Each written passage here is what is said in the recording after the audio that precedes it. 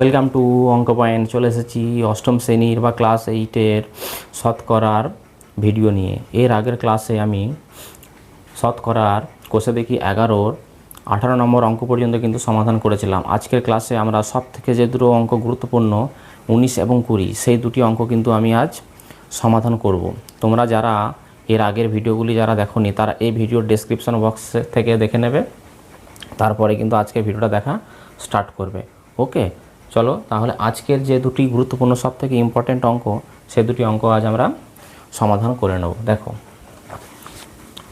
এখানে কি রয়েছে, 19 নম্বর অঙ্ক। দেখো 19 নম্বর অঙ্কে বলা হয়েছে একটি ঘরের দৈর্ঘ্য, প্রস্থ এবং উচ্চতা যথাক্রমে 15 মিটার, 10 মিটার এবং 5 মিটার। যদি দৈর্ঘ্য, প্রস্থ এবং উচ্চতা প্রত্যেকটা 10% করে বৃদ্ধি করা হয় তবে 4 দেওয়ালের ক্ষেত্রফল শতকরা কত বৃদ্ধি পাবে হিসাব করে লিখি। দেখো 4 দেওয়ালের ক্ষেত্রফল তোমাকে এখানে নির্ণয় করতে বলা হয়েছে, যে ক্ষেত্রফল কতটা বাড়বে। মনে করে নাও এই একটা ঘর, ওকে বেশ, মনে করো এই একটা ঘর।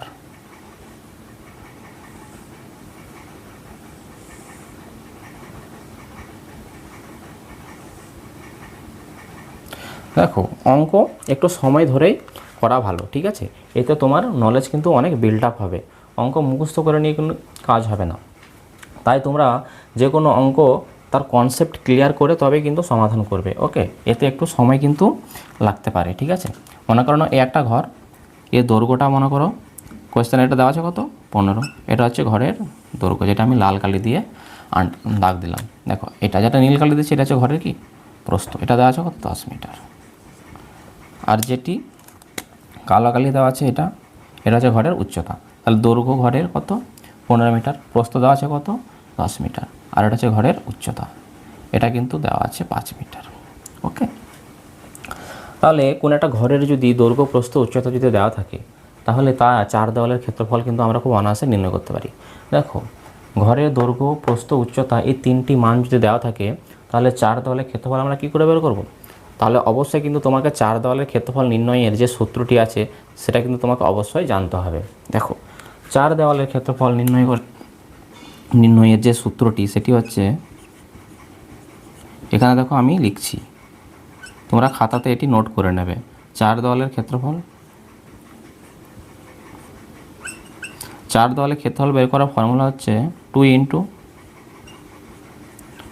দৈর্ঘ্য প্লাস প্রস্থ ইন্টু উচ্চতা। ওকে, তো 4 দেওয়ালের ক্ষেত্রফল নির্ণয়ের সূত্র হচ্ছে 2 ইন্টু দৈর্ঘ্য প্লাস প্রস্থ ইন্টু উচ্চতা। দেখো তোমাদের যেটা আমি আন্ডারলাইন করছি নীল কালি দিয়ে, দেখো এইটুকুনি অংশ দেখো, এই সূত্রটির সাথে তোমরা কিন্তু আগে পরিচিত হয়েছো। কেন? কারণ তোমরা জানো আয়তক্ষেত্রে পরিসীমা নির্ণয়ের সূত্র হচ্ছে 2 ইন্টু দৈর্ঘ্য প্লাস প্রস্থ। যেটুকুনি আমি নীল কালি দিয়ে আন্ডারলাইন করেছি এটা কিন্তু আয়তক্ষেত্রে পরিসীমা নির্ণয়ের সূত্র।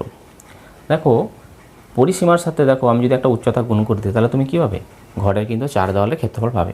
তাহলে তোমাদের কিন্তু আলাদা করে 4 দেওয়ালের ক্ষেত্রফল নির্ণয়ের যে সূত্র সেটা কিন্তু আর মুখস্থ করা বা মনে রাখার কোনো দরকার নেই। তুমি আয়তক্ষেত্রে পরিসীমা নির্ণয়ের সূত্র জানো, সেটা তো তুমি জানো, তার সাথে জাস্ট একটা উচ্চতা বা হাইটটা গুণ করে দেবে, তাহলে কিন্তু তুমি 4 দেওয়ালের ক্ষেত্রফল পাবে। এবার দেখো এখানে প্রশ্নের মধ্যে বলা হয়েছে দৈর্ঘ্য, প্রস্থ, উচ্চতা তিনটি যদি 10% বাড়ানো হয় তাহলে 4 দেওয়ালের ক্ষেত্রফলের কত গুণ বৃদ্ধি পাবে, মানে কী পরিবর্তনটা আসবে। দেখো যখন দৈর্ঘ্য 15, প্রস্থ 10 আর উচ্চতা যখন 5 ছিল, এর কিন্তু আমি প্রাথমিক অবস্থায় একটা ক্ষেত্রফল পাবো। তাহলে চলো আমরা প্রথমে যখন মূল অরিজিনাল যে ঘর তার দৈর্ঘ্য, প্রস্থ, উচ্চতা, যখন আমরা অরিজিনাল দৈর্ঘ্য, প্রস্থ, উচ্চতা ছিল তখন তার আমরা 4 দেওয়ালের ক্ষেত্রফলটা অরিজিনালি কত ছিল সেটা আমরা দেখব। তারপর দৈর্ঘ্য, প্রস্থ, উচ্চতা তিনটে 10% বাড়ানোর ফলে দৈর্ঘ্য, প্রস্থ, উচ্চতা তিনটি যদি 10% করে বাড়ানো হয় তাহলে তোমরাই বলো দৈর্ঘ্য, প্রস্থ, উচ্চতা এই তিনটি কিন্তু এইগুলো আর থাকবে না, এদের মানগুলো আরও বেড়ে যাবে, কারণ বাড়ানো হয়েছে বলে দৈর্ঘ্য চেঞ্জ হয়ে যাবে, প্রস্থ চেঞ্জ হয়ে যাবে এবং উচ্চতা তিনটি কিন্তু চেঞ্জ হয়ে যাবে। তাহলে নতুন করে আমি আবার একটা 4 দেওয়ালের ক্ষেত্রফল নির্ণয় করব। তাহলে প্রাথমিক এবং পরিবর্তিত যে 4 দেওয়ালের ক্ষেত্রফল তাদের মধ্যে আমি পার্থক্যটা তখন তাহলে খুব সহজেই নির্ণয় করতে পারবো। তাহলে আমি বলতে পারবো যে আগের থেকে কতটা বাড়লো না কমলো। তাহলে দেখো এখানে আমরা সমাধানটা কী করে করতে পারি। তাহলে এখানে আমরা লিখব ঘরের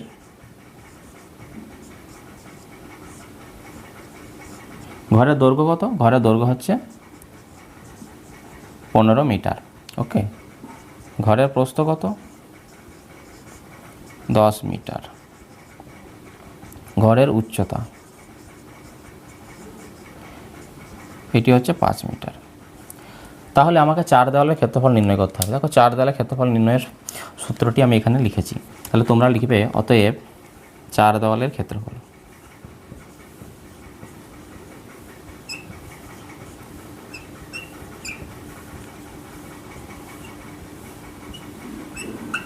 চার দেওয়ালের ক্ষেত্রফল। দেখো 4 দেওয়ালের ক্ষেত্রফল নির্ণয়ের ফর্মুলাটা তুমি লেখো এখানে 2 ইন্টু দৈর্ঘ্য প্লাস প্রস্থ ইন্টু উচ্চতা। এটি হচ্ছে 4 দেওয়ালের ক্ষেত্রফল নির্ণয়ের সূত্র। তাহলে তুমি এবার মানগুলো বসিয়ে দাও। দেখো দৈর্ঘ্য প্রস্থ উচ্চতা তিনটি আমার কোয়েশ্চেনে গিভেন। তাহলে তুমি এখানে মানগুলো বসাও। তাহলে 2 যেমন আছে এখানে রেখে দাও, ব্র্যাকেট। দৈর্ঘ্য কত আছে? 15 প্লাস প্রস্থ কত? 10 ব্র্যাকেট বন্ধ, গুণ দিয়ে কী আছে? উচ্চতা কত আছে? 5। ক্ষেত্রফল সবসময় কিসে হয়? বর্গতে হয়। আর এখানে এককটা কী আছে? মিটার। তাহলে তুমি লিখবে এখানে কি? বর্গ মিটার। ওকে, তাহলে তুমি এটাকে একটু হিসাব করে নাও। 2 যেমন আছে এখানে রেখে দাও। দেখো 2 এর পরে ব্র্যাকেট স্টার্ট হয়ে গেছে। 2 এর পরে কিন্তু প্লাস মাইনাস কোনো চিহ্ন আমি এখানে দেখতে পাচ্ছি না। কিছু চিহ্ন নেই, মানে এখানে কী আছে? গুণ চিহ্ন আছে। 15 সাথে 10কে যোগ করলে কত হয়? 15 10 25 হয়। গুণ চিহ্ন যেমন আছে রাখো, এখানে 5 রেখে দাও, বর্গ মিটার। তাহলে দেখো 2 এর সাথে 10কে গুণ করলে, 2 এর সাথে 5কে গুণ করলে 10 হয়। 10 সাথে যদি 25কে গুণ করা হয় 250।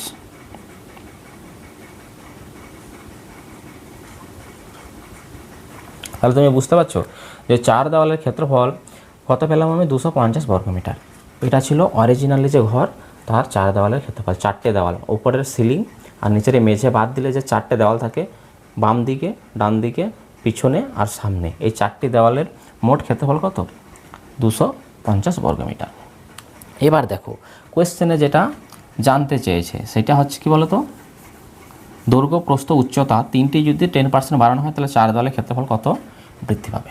দেখো আমি এটা এই সাইডে করছি। এখানে আমি কি লিখব? আমি লিখব, দেখো প্রত্যেকটা লেন্থ কিন্তু প্রত্যেকটা কিন্তু 10% করে বাড়ানো হয়েছে। তাহলে আমি এখানে লিখব যে দৈর্ঘ্য 10% বাড়ালে হবে। 10% বাড়ালে, কার 10% বাড়ালে? প্রাথমিক অবস্থায় যে দৈর্ঘ্য ছিল তার 10% যদি বাড়ানো হয় তাহলে নতুন দৈর্ঘ্য কত হবে? দেখো দৈর্ঘ্য 10% বাড়ালে কত হবে? প্রথমে দৈর্ঘ্য কত ছিল? 15 ছিল। ওকে, তাহলে 15 তো ছিল, তাহলে 15 10% তো বৃদ্ধি পাবে, তাহলে তো বেশি হবে 15 থেকে। তাহলে 15 থেকে যেহেতু বেশি হবে, বৃদ্ধি পেয়েছে, তাহলে 15 প্লাস 15 10%। 15-র সাথে কত যোগ হবে? কত বেশি হবে? 15-র 10%। তাহলে 15-র 10% মানে 15 গুণ 10/100। তাহলে মিটার লিখবে এখানে। বুঝতে পেরেছো? যেহেতু বাড়ানো হয়েছে তাহলে 15 থেকে তো বেশি হবে। কত বাড়বে? এই দেখো এইটুকুনি, দেখো 15 10% করলে যেটা হয় সেটা 15-র সাথে যোগ হয়ে নতুন একটা তোমার দৈর্ঘ্য কিন্তু চলে আসবে। তাহলে তুমি এখানে কি করবে? এই শূন্যের সাথে এই শূন্য কেটে দাও।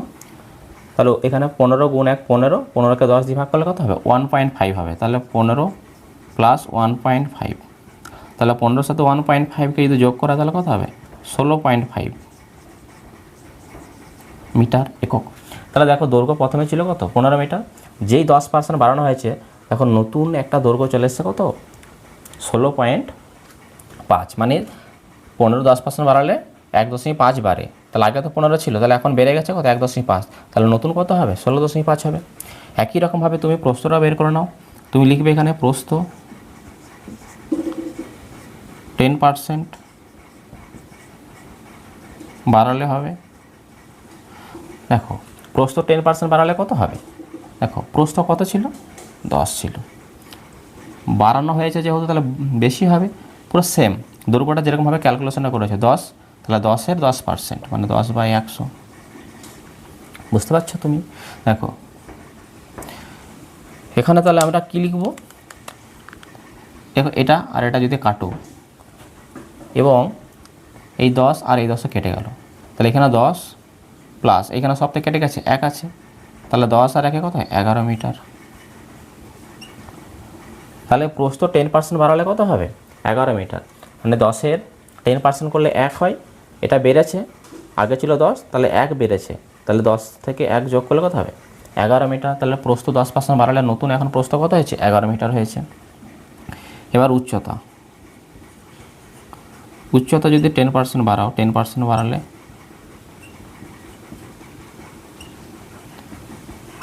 তুমি যদি উচ্চতা যদি 10% বাড়িয়ে দাও তাহলে কি হবে, দেখো উচ্চতা কত ছিল প্রাথমিক অবস্থায় 5 ছিল, বাড়ানো হয়েছে হলো ক্লাস 5-এর 5%, 10%, সরি 5-এর 10%, তাহলে 5 গুণ 10/100। এখানে একটা তুমি মিটার লিখবে, এই শূন্যের সাথে এই শূন্যটা কেটে দাও, 5কে যদি 10 দিয়ে ভাগ করা 0.5 আসবে, তাহলে এখানে 5 যেমন আছে রাখো প্লাস 5কে যদি 10 দিয়ে ভাগ করা হয় 0.5, তাহলে 5-এর সাথে যদি 0.5 যদি যোগ করা হয় তাহলে 5.5, এককটা কি মিটার।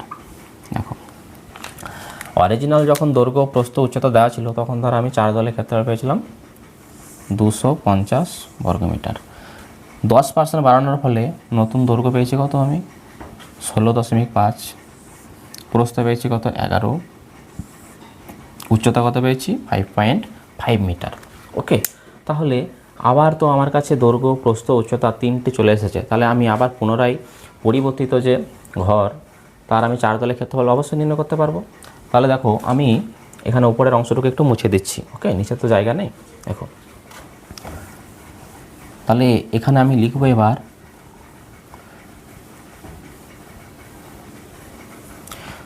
যেহেতু ঘরটা পরিবর্তিত হয়ে গেছে আগের থেকে, তাহলে লিখবো পরিবর্তিত ঘরের 4 দলের ক্ষেত্রফল। ওকে, পরিবর্তিত ঘরের 4 দেওয়ালের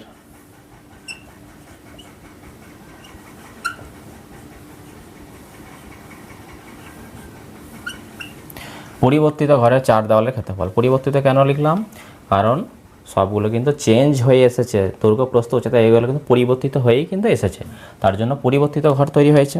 তাহলে পরিবর্তিত ঘরের 4 দলের ক্ষেত্রফল, 4 দলের ক্ষেত্রফল নির্ণয় সূত্র তো পুরো সেম থাকবে, 2 ইন্টু দৈর্ঘ্য প্লাস প্রস্থ ইন্টু উচ্চতা। ওকে, তুমি দেখে মান বসাও, 2 যেমন আছে এখানে রেখে দাও, ব্র্যাকেট ব্যবহার করো। দেখো দৈর্ঘ্য কত আছে, দৈর্ঘ্য পেয়েছি কত 16.5, তাহলে লেখো এখানে 16.5, এখানে প্লাস আছে দাও। প্রস্থ আছে, প্রস্থ কত পেয়েছি 11, ব্র্যাকেট বন্ধ, গুণ এখানে কি আছে উচ্চতা, উচ্চতা কত 5.5, এখানে তুমি বর্গমিটার কথাটা লিখো, এককটা লিখতে হবে তোমাকে, সমান। তাহলে 2 এখানে যেমন আছে রেখে দাও, 2-এর পরে কোনো চিহ্ন নেই মানে এখানে গুণ চিহ্ন আছে। 16.5-এর সাথে তুমি যদি 11কে যদি যোগ করে দাও, 11 আর 16 কত 27.5, তাহলে 27.5, এখানে গুণ দিয়ে কত আছে 5.5 বর্গমিটার। ওকে, তাহলে তুমি 2, 27.5 এবং 5.5কে যদি গুণ করো তাহলে তুমি কত পাবে। দেখো তুমি সর্বপ্রথম কী করবে, 2-এর সাথে 5.5কে গুণ করো। আর এই ধরনের গুণ করা তোমাদেরকে সহজ বলে দিই আমি, তুমি দশমিক এখন আছে, তুমি দশমিক ভুলে যাও, তুমি এটাকে 55 ধরে নাও, 55 এটাকে 275 ধরো, পরে দশমিক গুণে বসিয়ে দেবে। দেখো তুমি যদি 2-এর সাথে যদি 5.5কে গুণ করো তাহলে কত হবে, মানে 55-এর সাথে 2কে গুণ করো প্রথমে, এই 55 ধরে নাও, এটা 2, তাহলে 55-এর সঙ্গে 2 গুণ করলে কত হবে 10-এর 0, 10, 11, 110, 110-এর সাথে 275কে গুণ করো। ওকে, দেখো এখানে আমি করছি, তাহলে 275 তার সাথে গুণ করবো কত 110, 0, 0, 0, গুণ 5 1-কে 5, 7 1-কে 7, 2 1-কে 2, গুণ 5 1-কে 5, 7 1-কে 7, 2 1-কে 2, 0, 5, 12-র 2, 10-এর 0, 3। তাহলে এটা কত পেলাম আমরা 30,250 পেয়েছি। কিন্তু দশমিকের পর এখানে একটা অঙ্ক ছিল, দশমিকের পর এখানে একটা অঙ্ক ছিল, তাহলে দশমিকের পর এখানে একটা, মোট দুটো। তাহলে শেষের থেকে দশমিকটা এখন এখানে আছে, তাহলে শেষের থেকে 2 ঘর আগে দশমিকটা চলে আসলে কোথায়, এখানে লাফিয়ে কোথায় চলে আসবে, এখানে দশমিক এখানে চলে আসবে, তাহলে 302.50, তাহলে 302.50 বর্গমিটার। তাহলে 302.50 বর্গমিটার পেলাম কি পরিবর্তিত ঘরের 4 দেওয়ালের ক্ষেত্রফল। দেখো প্রাথমিক অবস্থায় যে ঘরটা ছিল তার আমি 4 দেওয়ালের ক্ষেত্রফল বের করেছিলাম 250 বর্গমিটার।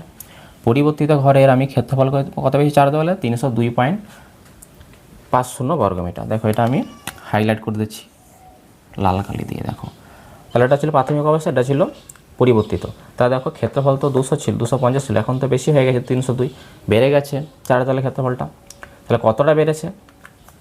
এই 302.50 থেকে যদি আমি 250 যদি বিয়োগ করে দিই, তাহলে আমি বুঝতে পেরে যাবো যে 4 দেওয়ালের ক্ষেত্রফল ঠিক কতটা বৃদ্ধি পেয়েছে। দেখো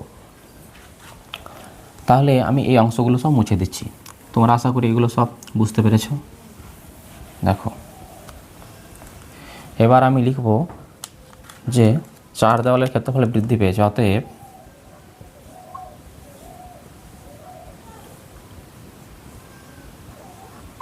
চার দেওয়ালের ক্ষেত্রফল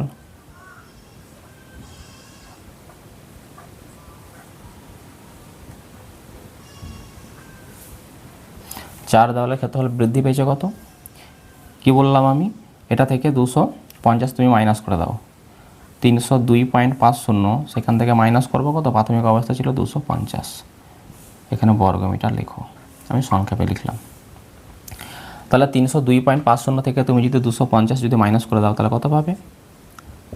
দেখো 250, তাহলে 0.5, এটা কত? 2, এটা 5, তাহলে 52.50, তাহলে 52.50 বর্গমিটার। তাহলে 4 দেওয়ালের ক্ষেত্রফল 52.50 বর্গমিটার কিন্তু বৃদ্ধি পেয়েছে। কিন্তু তোমাকে তো কোয়েশ্চেনে জিজ্ঞাসা করে যে শতকরা কত বৃদ্ধি পেয়েছে। শতকরা বলতে বোঝায় তাহলে 100-র মধ্যে কতটা বৃদ্ধি পেয়েছে। এটা বৃদ্ধি পেয়েছে কত? যখন 250 ছিল প্রাথমিক অবস্থায় ক্ষেত্রফল, 250-এ বৃদ্ধি পেয়েছে কত? 52.50। শতকরা কত অর্থ হচ্ছে? তাহলে প্রতি 100-তে কত বৃদ্ধি পেল? ওকে, তাহলে এখানে তুমি লিখবে অতএব ক্ষেত্রফল 4 দেওয়ালের ক্ষেত্রফল শতকরা বৃদ্ধি পেল।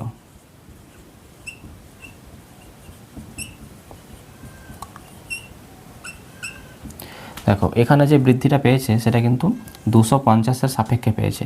তাহলে 250-এর সাপেক্ষে পেয়েছে, তাহলে 250-এ বেড়েছে কত? 52.50।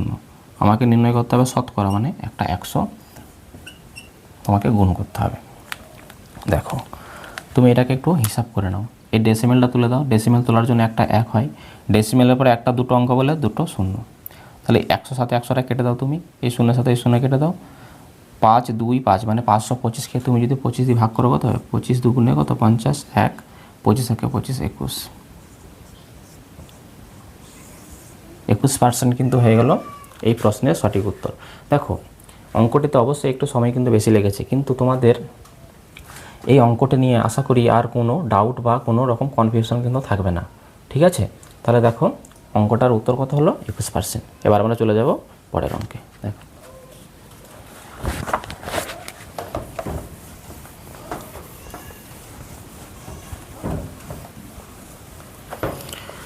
দেখো এবার আমরা যে অঙ্কটি করে নেব, কোষে দেখি 11-র 20-র অঙ্কটা, এবং এটি হচ্ছে এখানকার শেষ অঙ্ক।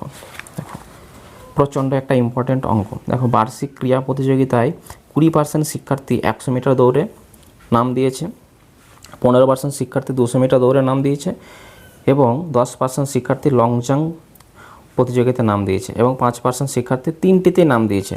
তাহলে বিদ্যালয়ে শিক্ষার্থীর সংখ্যা মোট কত? 780 জন হলে ওই প্রতিযোগিতায় কোনোটিতে নাম দেয়নি এরকম শিক্ষার্থীর সংখ্যা কিন্তু তোমাকে নির্ণয় করতে বলা হয়েছে। দেখো এই অঙ্কগুলি সাধারণত ভেন ডায়াগ্রাম বা ভেন চিত্রের মাধ্যমে কিন্তু খুব সহজে উপস্থাপন করা যায়। প্রাথমিকভাবে তোমাদের আমি ভেন চিত্রের মাধ্যমে পুরো বিষয়টাকে আগে তোমাদের বোঝানোর চেষ্টা করব, তারপরে সেটা তোমরা যখন বুঝতে পেরে যাবে, তারপরে কিন্তু আমি সুন্দর করে গুছিয়ে লিখে দেবো। তাহলে চলো এই অঙ্কের যে বেসিক ধারণা বা বেসিক যে কনসেপ্ট, সেটা প্রথমে আমরা ভেন চিত্রের মাধ্যমে কিন্তু বুঝবো। দেখো এখানে কি বলা হয়েছে? 20% শিক্ষার্থী 100 মিটার দৌড়ে। মনে করো এখানে আমি একটি 100 মিটার দৌড়ের জন্য এখানে আমি একটা ভেন ডায়াগ্রাম অঙ্কন করলাম, মানে একটা গোলক একটা আমি অঙ্কন করলাম এখানে, ওকে, বা বৃত্ত আমি এখানে অঙ্কন করলাম। এই গোলকটি 100 মিটার দৌড় প্রতিযোগিতাকে নির্দেশ করছে। কি বললাম? এটা এই গোলকটি, পুরো গোলকটি 100 মিটার দৌড় এই প্রতিযোগিতাকে নির্দেশ করছে। এবং এই পুরো লাল কালি দিয়ে যে বৃত্তটি আমি অঙ্কন করেছি বা ভেন ডায়াগ্রামটা অঙ্কন করেছি সেটা কিন্তু 20%, পুরো ভ্যালুটা 20%কে নির্দেশ করেছে। 100 মিটার দৌড় অবশ্যই, এটা 100 মিটার দৌড়ের জন্য, এবং 20% টোটাল ভ্যালুটা, এর ভেতরে যে জায়গাটা রয়েছে সেটা পুরো 20% ভ্যালু, এর ভ্যালুটা হচ্ছে 20%। ওকে, এবার 15% শিক্ষার্থী 200 মিটার দৌড়ে। মনে করো 200 মিটার দৌড়ের জন্য আমি অপর একটি কী বের করছি, নির্ণয় করলাম, এই আঁকলাম। এটা হচ্ছে 200 মিটার দৌড়ের একটা গোলক বা বৃত্ত আমি অঙ্কন করলাম। এটা হচ্ছে 200 মিটার দৌড়ের। নীল কালির যে গোলাটা সেটা কিন্তু 200 মিটার দৌড় একে কিন্তু নির্দেশ করছে। ওকে, লালটা 100 মিটারকে নির্দেশ করছিল। আর এই নীলটার পুরো ভ্যালু কত? এটি হচ্ছে 15%। ওকে, এবার দেখো, এবং 10% শিক্ষার্থী লং জাম্প প্রতিযোগিতায় নাম দেয়। দেখো আমি কালো দিয়ে আরেকটি গোলক এখানে অঙ্কন করছি। দেখো কালো দিয়ে একটা বৃত্ত একটা অঙ্কন করলাম। এই কালো কালি দিয়ে যেটা করলাম সেটি হচ্ছে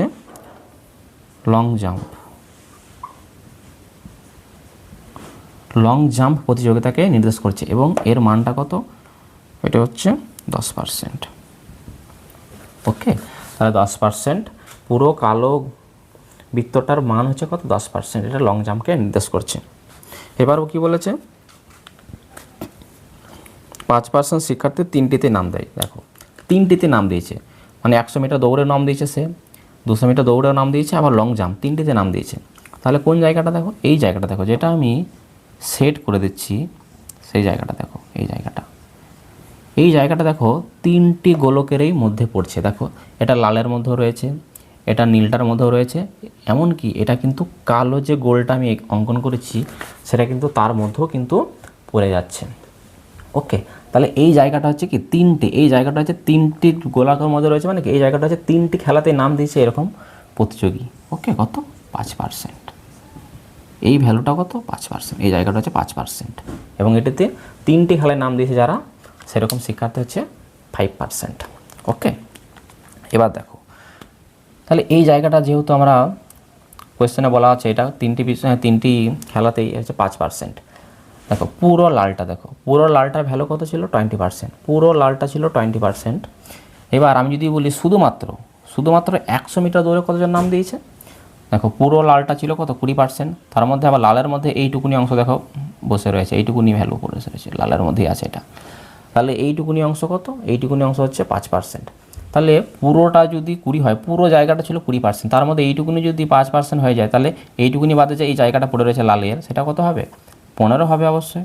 তাহলে আমি যদি বলি যে শুধুমাত্র 100 মিটার দৌড়ে নাম দিয়েছে এরকম শিক্ষার্থীর সংখ্যা কত হবে? 15% হবে। কী করে পেলাম?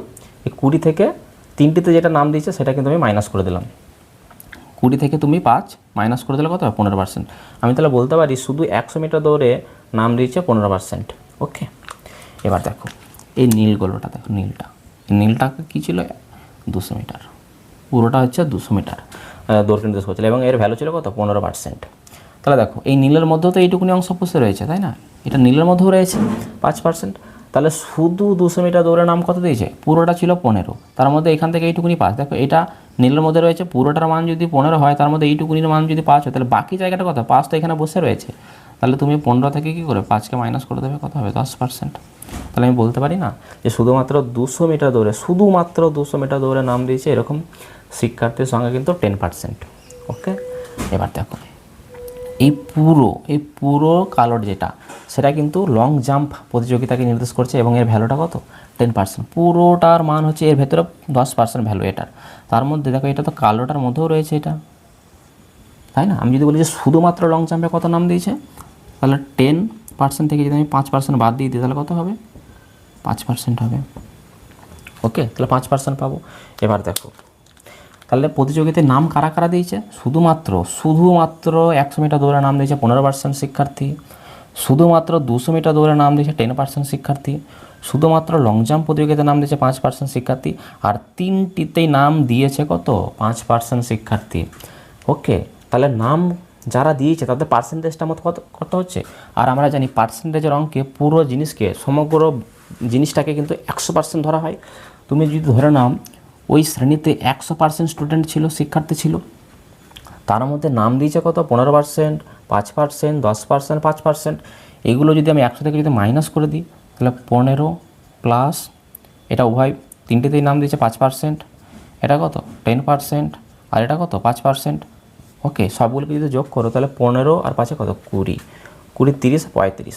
তাহলে নাম দিয়েছে 100%-এর মধ্যে 35% নাম দিয়েছে, কোনো না কোনো বিষয় দিয়েছে। এবার আমি যদি 100 থেকে যদি 35 মাইনাস করি তাহলে কত 65%। 65% শিক্ষার্থী এমন রয়েছে যারা কিন্তু কোনো প্রতিযোগিতায় কিন্তু তারা অংশগ্রহণ করেনি। এবার ওই শ্রেণীতে যদি সর্বমোট 780 জন যদি স্টুডেন্ট বা শিক্ষার্থী থেকে থাকে তাহলে কতজন নাম দেয়নি? আমি নাম দেয়নি সেটা কিন্তু পার্সেন্টেজে কিন্তু আমি জানতে পেরেছি যে 65% কিন্তু তারা কোনো প্রতিযোগিতায় নাম দেয়নি। এবার আমাকে জনে বের করতে হবে যে কতজন, আমি বলবো কতজন নাম দেয়নি। তাহলে আমি যদি 780 যদি 65% নির্ণয় করে দিই তাহলে তুমি কিন্তু ম্যাজিকের মতো বলে দিতে পারবে যে এতজন নাম দেয়নি। তাহলে সমগ্র অঙ্কটি আমরা যেভাবে করতে চলেছি সেটা তোমরা বুঝতে পেরেছো। আমরা প্রথমে লিখব যে শুধুমাত্র 100 মিটার দৌড়ে নাম দিয়েছে কত, 100 মিটারে ছিল কত 20%, সেখান থেকে যেটা তিনটেতে যেটা নাম দিচ্ছে সেটা মাইনাস করে কিন্তু আমরা এটা পেয়েছিলাম।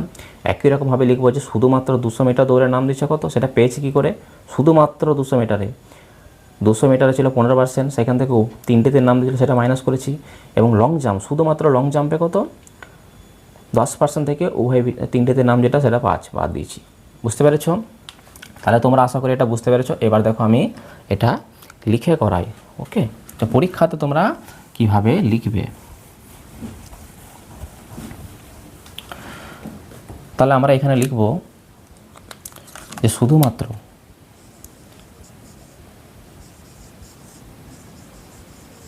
শুধুমাত্র 100 মিটার দৌড়ে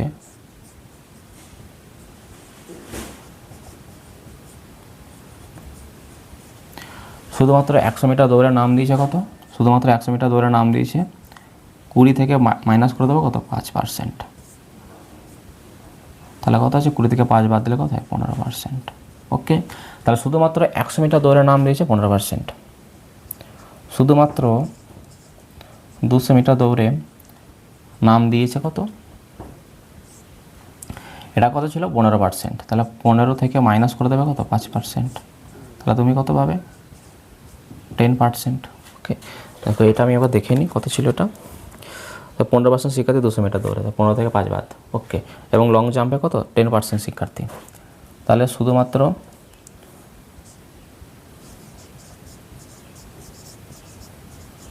লং জাম্পে নাম দিয়েছে কত 10 মাইনাস 5 সমান সমান কত 5%। আর প্রশ্নের মধ্যে গিভেন যে তিনটি প্রতিযোগিতায় নাম দিয়েছিল কত 5%। তিনটি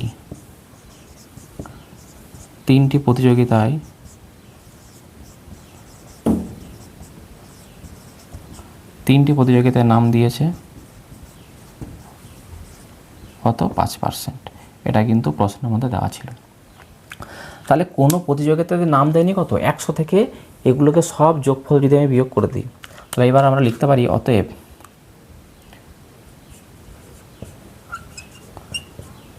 তিনটি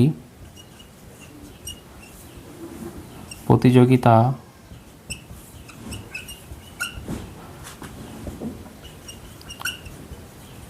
নাম দেয়নি কত, টোটাল ভ্যালুটা যদি 100 হয় সেখান থেকে মাইনাস করবো কত যারা নাম দিয়েছে সেগুলো 15, 10, 5 প্লাস এখানে 5%। তাহলে 100 থেকে এগুলোর যদি সমষ্টি যদি বিয়োগ করো তাহলে কত হবে 35 এসেছিল এটা, তাহলে 100 থেকে যদি তুমি 35 বাদ দাও তাহলে কত 65%। দেখো তাহলে তিনটি প্রতিযোগিতায় নাম দেয়নি 65%।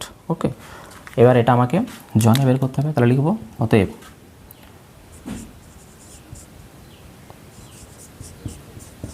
তিনটি প্রতিযোগিতায় নাম দেয়নি এটা পার্সেন্টেজে নিয়ে এসে আমি জনে প্রকাশ করবো। 3টি প্রতিযোগিতার নাম দেয়নি, কত হবে 780 ছিল টোটাল শিক্ষার্থী, তার 65%, মানে 65/100 এত জন। ওকে, কাটাকাটি করে এই শূন্য সাথে শূন্যটা কেটে দাও, 5 দিয়ে কাটো, 5 13 65, 5 2 10, 2 দিয়ে 78 কেটে দিলে কত হবে 2 3 6, 1 2 9 18, তাহলে 39 গুণ 13, তাহলে আমি কত পেলাম 39 গুণ 13 পেলাম। তাহলে 39-এর সঙ্গে 13কে গুণ করলে কত হবে 9 13 17, 117 7 হাতে থাকলে কত 11, 3 13 39, 39 আর 11 কত 50, 507 জন। ওকে, তাহলে 507 জন ওই ক্লাসে এমন শিক্ষার্থী ছিল যারা কোনোটাতেই নাম দেয়নি। ঠিক আছে, তাহলে এই হয়ে গেল তোমাদের 19 এবং 20 এই অঙ্ক দুটির খুব সুন্দরভাবে সমাধান। এরপরে আমি তোমাদের নতুন একটা টপিক কিন্তু শুরু করব।